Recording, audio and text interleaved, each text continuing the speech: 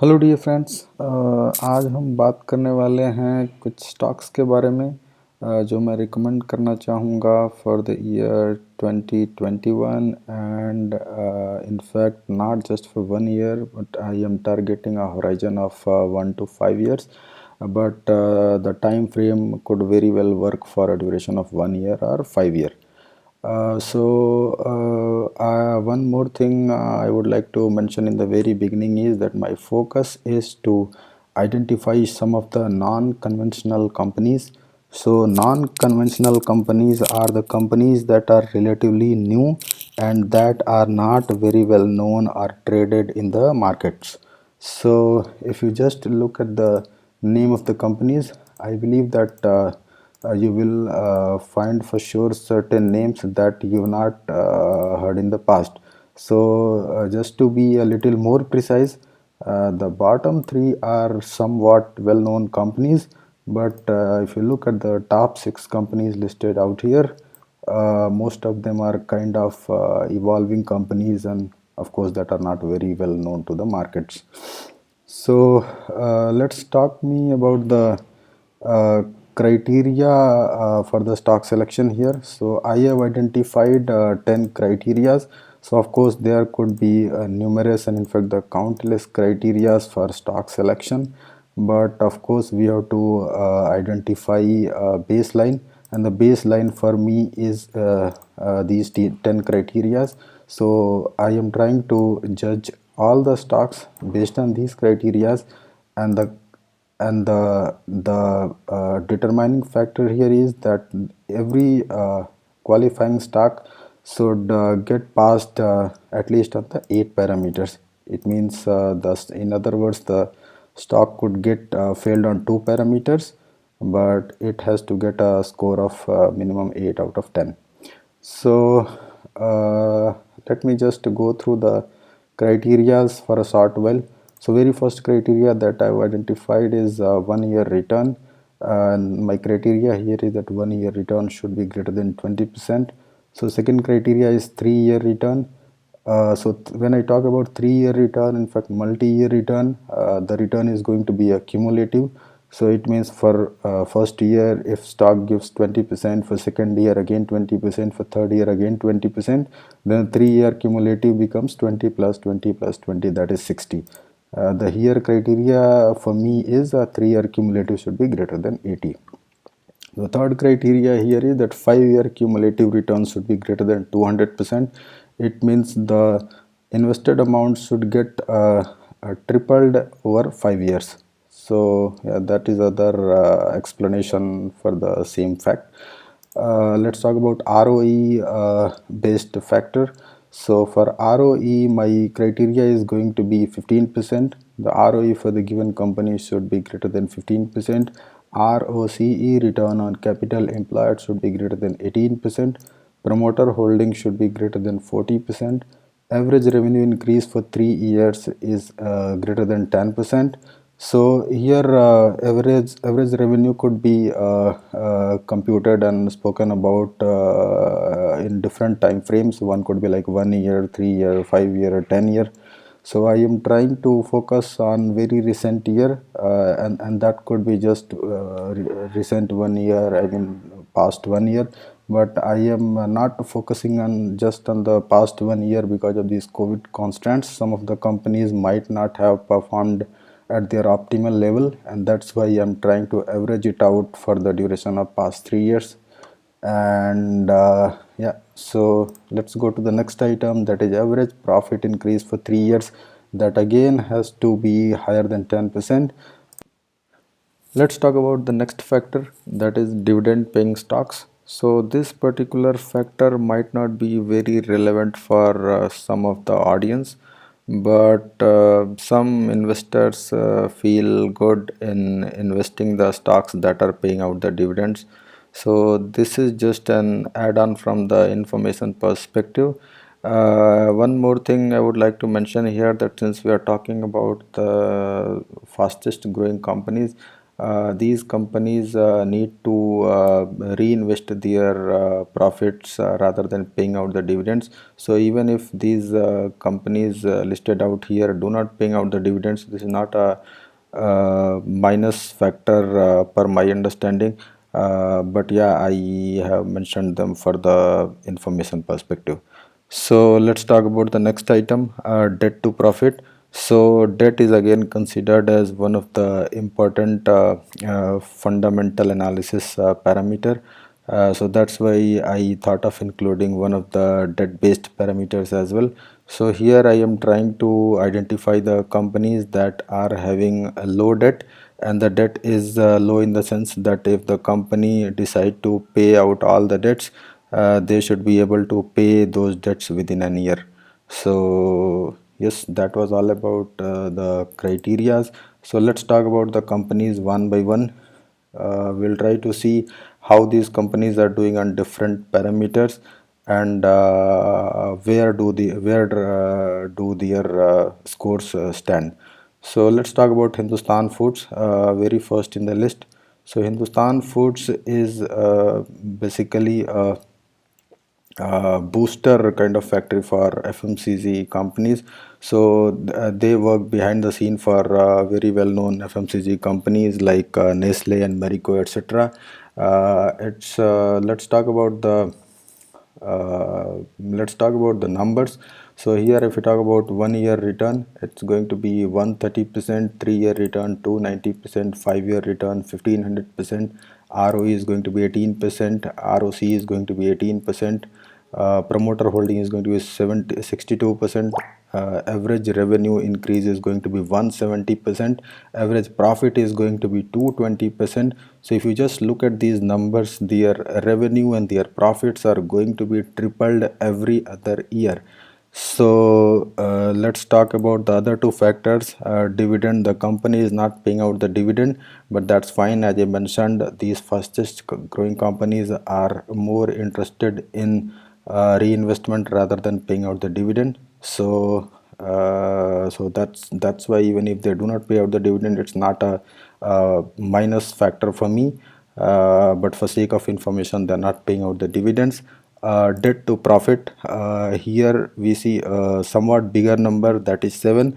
But if I just look at the performance the company is creating out there, I mean they are trying to triple their profits and revenues every other year. That requires lots of money input on the infrastructure, on the ground scale, everywhere. So even if they take huge debts, but they are able to use it properly, and they're able to justify the uses, and they're able to create the return for the investors and the company, then it worth it. And that's why this particular company stays in my list. So if I talk about the score for the company is going to be 8 out of 10, because it just fails on last two parameters, and on the remaining 8 parameter it simply passes. So let's talk about the Reflex Industries. So Reflex Industries is mainly in the business of refrigerant gases. So recently I heard about the management commentary also. So the management sounded very confident about the future, and their thought process also sounded very good. Let's talk about the numbers of the company. On every front they are mostly passing the criteria. So it's just one criteria on which they are not passing, and that is again the dividend paying stocks. So the score stands here 9 out of 10. Let's go to Frontier Springs. So as the name says, they are mostly in the spring and suspension business. Indian Railways is going to be their prime client. They have other clients in the list also, but most of the business comes from Indian Railway. Just to mention here, this is not a government company. Yeah, so let's talk about the numbers here. So again, if I go through the list, on most of the parameters, they pass very well. They have very good qualifying numbers. It's just one parameter on the 3 year cumulative return basis, they are not qualifying, and the score stands out to be 9 out of 10. Let's talk about Apollo Pipes, that is next on the list. So Apollo Pipe is one of the fastest growing company in CPVC pipes and fittings, and in fact sanitary wares also. So if I just talk about the numbers, they again get pass on most of the criteria. There are two criteria, that is a 3-year cumulative return and dividend paying stocks. So here on these criteria the company does not do good, but otherwise this is an awesome company. Let's talk about the next item, that is Gujarat Themis Biosyn Limited. This is a pharmaceutical company and they are mostly in generic medicine formulations. Let's talk about the numbers. So if you just see at the numbers, they are simply 10 out of 10. They pass on every single criteria, and probably the best thing is that they are debt free. So yeah, flat 10 out of 10 for Gujarat Biosyn. Let's go to the next item, that is again a pharmaceutical, but also a chemical company, IUL Chemical and Pharmaceutical. So last couple of years have been very good for chemical based companies. So if you look at the numbers sound very good. In fact, it again passes on all the 10 criteria. So it has taken advantage out of being the chemical company. The pharma has not been doing very well in recent years, but going forward pharma is also going to be good per the market knowledge and standards. So going forward looks like this company can enjoy the beneficial grounds on the chemical as well as pharmaceutical fronts. Very next item that I have on the list is Apollo Tubes. So Apollo Tubes, recently we spoke about Apollo Pipes. This is another company, Apollo Tubes, under the same umbrella. If I talk about the numbers here, numbers again look very promising on every front. They just fail at two parameters. One is dividend paying stocks, and second particular item is debt to profit. So debt to profit again seems somewhat higher, that is 2.9. But again, if I look at the performance the company is creating, it means the company is able to justify the debts and it is using the debts very properly.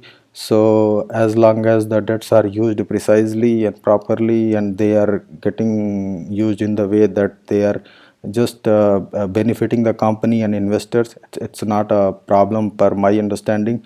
So Apollo Tube score stands 8 out of 10. And let's talk about the next company, that is Dr. Lal Path Labs. So Lal Path Labs is one of the renowned companies, at least in the North India, in the field of uh, pathological testings, blood testing, sugar testing, and different sort of testings are out there. And these are one of the most promising companies in this particular domain. So again, if I look at the numbers, they get 10 out of 10, a flat 10 actually. So let's talk about the next item, Larsen and Toubro Infotech. So they are middle-sized IT company. Again, if I look at the number, everywhere they simply qualify. It's just one instance where they do not qualify, but that is because the company was not listed 5 years ago, and that's why the the cumulative return for 5 years is not listed out here, and the score stands out to be 9 out of 10. So I think that was all that I wanted to cover. There is another additional information that is here. What if I try to average out the performance of these 9 companies and the values I have listed out here? So 1 year return, if I have put all these 9 companies in my portfolio with the equal distribution, the 1 year return has been 150%. It means my amount would have been more than doubled in just 1 year. For the 3 year cumulative, the return is going to be 250%, and 5 year cumulative return is simply going to be 600%, which is superb, which is awesome. Let's talk about some of the other factors that I would like to highlight. So recently I spoke about 10 factors based on which I try to identify stocks. I mentioned that there could be numerous such factors, and every individual is going to hand pick certain factors based on which they will determine their stock selection and list and everything. Here I am going to cover certain factors that are also important with respect to stock selection and identification. So I just want to cover them so that I can mention why I have not included them in my selection criteria. So the very first item that I have here is chart pattern. So chart pattern is something which is more useful in case of momentum trading and in cases where I need to time the market, where I try to identify some specific trends and take some advantage out of it. But all the above recommendations are not any short term picks. They are going to be medium to long term picks. The minimum horizon that I would recommend for the investment is going to be six months. So 6 months to 5 years is going to do very well. It means I'm not going to time the market, and that's why I'm not talking about chart patterns. So very next item is PE and PB ratio, so price to earning and price to book value. These items could be easily understood by the people who have kind of average knowledge about the investment and all. People who are relatively new might not know these items very well, but just for the sake of people who understand these factors, I am trying to focus on the growth prospect rather than premium. As long as the companies are growing at a good pace, P and PB are mostly going to improve over the time rather than deteriorating. So institutional holding, so again I'm trying to focus on the counterpart of institutional holding, that is basically the promoter holding.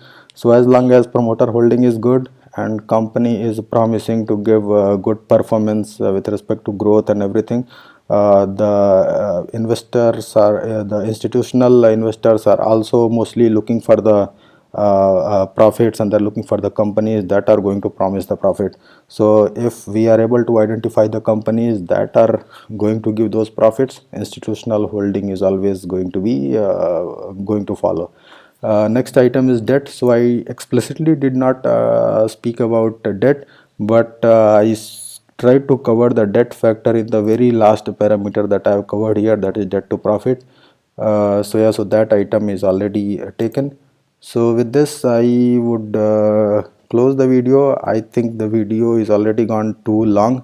Apologies for that. Please like the video if you like the content. Please give me the feedback if you see anything, any wrong information in the video, and what kind of videos you are expecting in the future. Thank you very much for your time and liking. Thanks.